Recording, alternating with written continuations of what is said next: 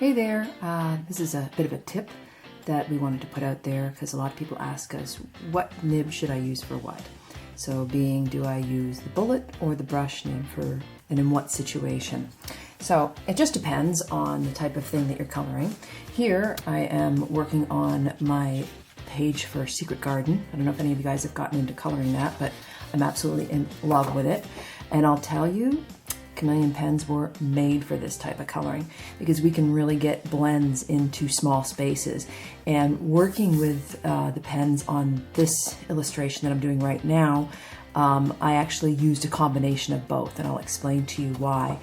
One thing you do want to remember is anytime that you are going to be using your pens on a very rough surface, maybe fabric, wood, that sort of thing, you really do want to use a bullet nib because it's a little bit tougher of a nib and it can take a little bit more pounding. As Kathy always said, you wouldn't paint your house with your finest paintbrushes, so don't use that nice, super soft Japanese brush tip on really rough surfaces. So keep that one for paper.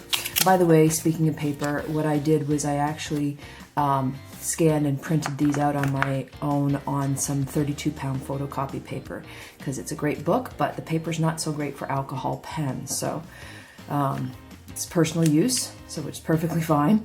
But for brush tips, I find that they work really best when you want a larger coverage in larger areas. So here I would choose the brush nib to be able to do these, but I might use a bullet nib to do something smaller like that. So I've used my pen and I'm just going to test that off to the side, and I'm just going to go and give this just a, again, side to side, very light touch. I'm going to work this so that I actually have the blend rather than side to side, but I'm going to work it so it's light and then coming down dark to the bottom. So here in this situation, I would use the brush tip because I'm working in a larger surface area. Now, if I wanted to work in, let me get in there a little bit. Sometimes what I do is I'll flip over in the same drawing and go to the bullet nib, and I haven't fused this one, so this is just pure color. And that's kind of cool because you can go in and just with a light touch, you can get some pretty nice fine lines in here and do the outline, and you can see the kind of contrast that you're getting is really kind of cool.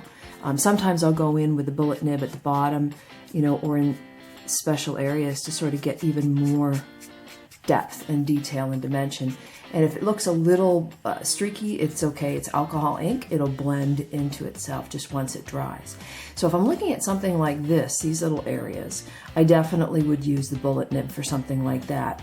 And it is so cool because what I can do in even the smallest spaces is I can get color blends using the Chameleon pen. So I'm fusing this for a couple seconds. As I always like to do is test off. I want it a little bit lighter. So 1, 2, 3, 4, 5. And then what I'm going to do is I'm just going to go and randomly, this is my favorite technique, color these leaves, kind of color hop around so that it's so natural. In one hit, I'm getting all these leaves, but each one is slowly becoming a slightly different color. See that? So then I can even go back in with that bullet now that I've got this darker color coming out and add even a touch, even the tiniest touch of detail of darkness down at the base of the leaf. So you can get some really cool effects. Of course, with bullets, you'll want to be able to do this if you want to do fine outlines. Again, just a light touch. Here you can see if I push harder, I get a thicker line. And if I go just touch a little bit lighter, I'll get a little thinner line. You can use the brush tip for that, but one thing is the brush tip, as you know, we want it to be a little bit delaminated at the end. So what you'll see on the brush tip is it might be a little, again, a light touch. It's really going to act more like a paintbrush. So if you have a steady hand, brush tip will work just fine for that as well. But it really is a little bit more like a paintbrush. So you're going to find that some of the little fibers at the end are a little splayed, but that's so that it can absorb that toning medium a little better. But that's okay because you can get some pretty neat effects with that. So what about something like these fins that we've got down here? How would I do that? Well, I probably would go, I'll show you both. You could use either the bullet or the brush on this. So here we'll use the brush nib so you can see how that works. And this is really, I know there's a real craze right now, which rightly so, for adult coloring. And a lot of people love to color these intricate images. And really, these pens are amazing for that. Because this is the brush nib that I use there. What I like about this is I can go in, when I color something like this with the scales, I'm just going to give this a quick fuse and test it off to the side. And I want like a mid-tone. So here I'm just sort of building the scales. And the point of coloring for relaxation and therapy, of course, is to relax. And what's kind of nice about using the Chameleon pens is that you don't have to be grabbing a ton of different marker pens. You just sort of can work with the same color and just fuse it every couple of seconds. I don't give it a long fuse. You'll notice I'm just like 1, 2, 3, 4, and then back over. So the longer you fuse it, obviously the more intense the dilution will be. But if you want to work into small spaces, these pens are perfect too. And even larger spaces, and I'll show you that. But see what I'm going to do now, this is kind of cool. Now that I've spent out a lot of the toning medium, I'm getting closer back to the solid color.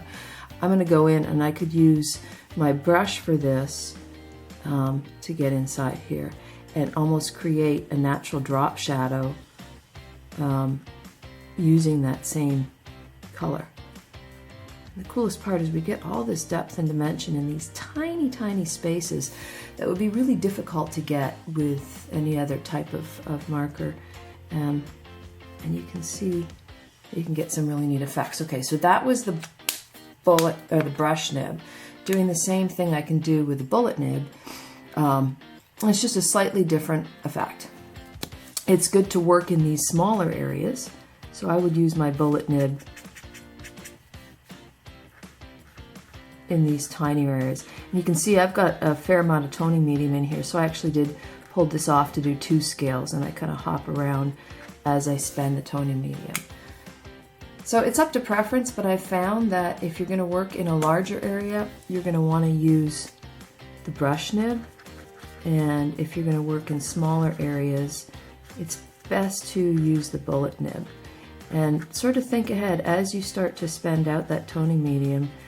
You know, now I'm back to the dark. I can use this in different areas that I may want to keep that area dark before I go back and hit it again with some toning medium. So then something like the face, I would want to be able to do using the brush tip. And what I would probably do is maybe I want to put a little highlight on the face. So I'm going to work this in two sides. So I'm going to start here and I'm going to work my way down so that I can get some dimension on the face of the fish. Like that. And then I'm going to work it so that there's a highlight in the center. It could be a highlight. You could work it from the top to the bottom. I'm going to give this a little bit of a fuse some more. Again, keep your pen straight up and down. And working it from the other side. You can see how I sort of do something with an obstacle in the center because you want to be able to keep that light either side. So now you've got this cute little fish. It's got this little ray of light. You can carry that ray of light down if you want, all throughout the fish. But the simple idea is basically if you are working in a larger surface area, it's easier to use the brush nib. And if you're going to work in a smaller surface area, like something like this, you're going to want to use the bullet nibs. And anything that you're working on that is a very rough surface, excuse me, you are also going to want to be able to use the bullet nibs instead of the brush nibs. Real quick before I go, I have to show you how to do these little fireflies because they are so cute. And again, I'm going to use the bullet nib on this one because it's really a smaller area and I can get such incredible blending and detail in this area. So I test off and now I'm just going to give this guy a little color because I want to going light in the center and then dark on the outside for this one. And I could have done that the other way around. I could go light on the outside and dark in the center, but it all depends on which direction you want to color. So from the bottom, what I'm going to do is light to dark. I'm just giving this a fuse of literally 3 seconds to try and get me down to that, just that lighter color.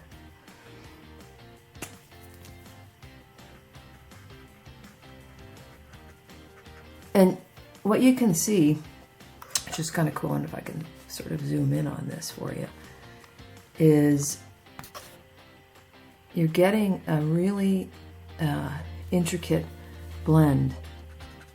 And I can go back in with a bullet and add some more color into there and get this incredible little blend. What's that little blue in this area? In the tiniest of spaces,